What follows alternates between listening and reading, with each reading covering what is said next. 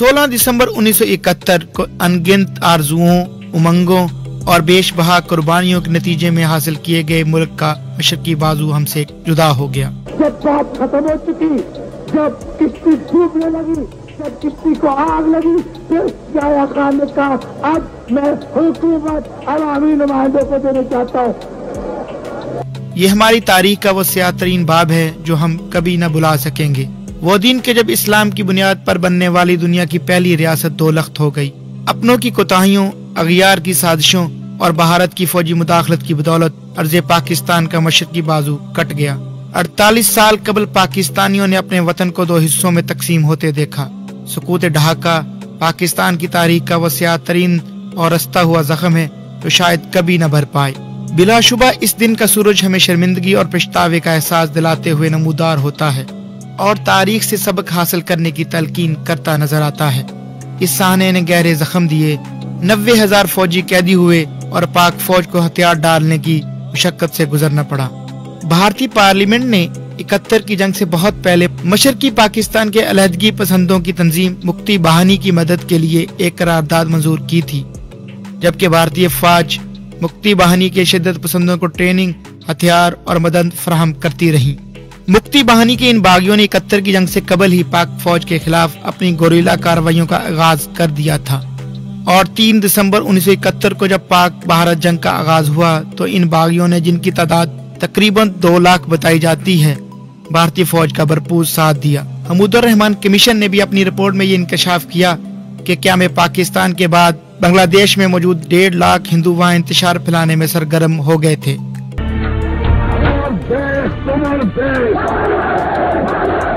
पाकिस्तान दो टुकड़ों में तकसीम हो गया।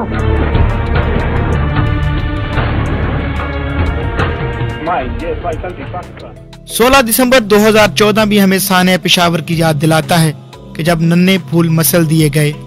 आर्मी पब्लिक स्कूल पेशावर में 144 नन्हे फूल शहीद कर दिए गए। ये सानिया भी पाकिस्तानी कौम को गहरे जख्म दे गया जो शायद कभी न भुलाए जा सकें। मासूम और बेगुनाह बच्चों को बड़ी बेदर्दी से कत्ल किया गया। इस मौके पर हर आंख अश्कबार थी और हर सोच रोने पर मजबूर थी।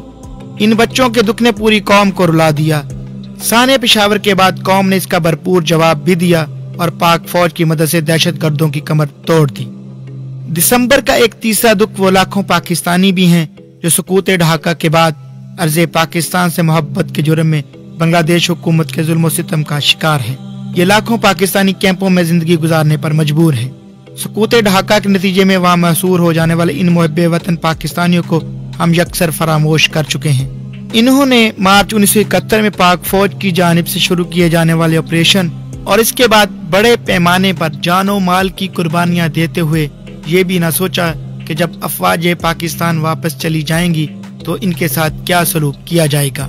वो अर्ज़े पाकिस्तान की मोहब्बत में हुकूमत की जानिब से कायम की जाने वाली मुजाहिद फोर्स वगैरह में शामिल होकर अफवाज पाकिस्तान के शाना बिशाना जमा मर्दी से लड़े।